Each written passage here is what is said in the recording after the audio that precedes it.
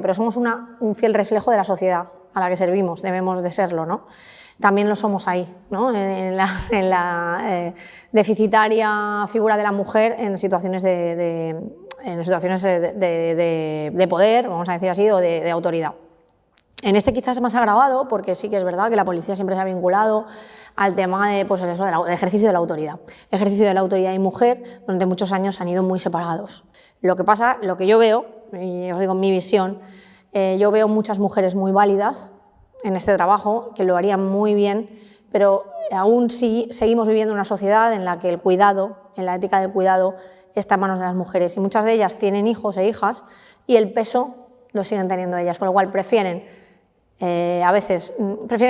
tienen la necesidad de intentar buscar un puesto que pueda compatibilizarse con el cuidado, cosa que a veces los varones no tienen tanta necesidad, ¿vale? Entonces, ese techo lo pone la sociedad realmente y repercute a las profesiones.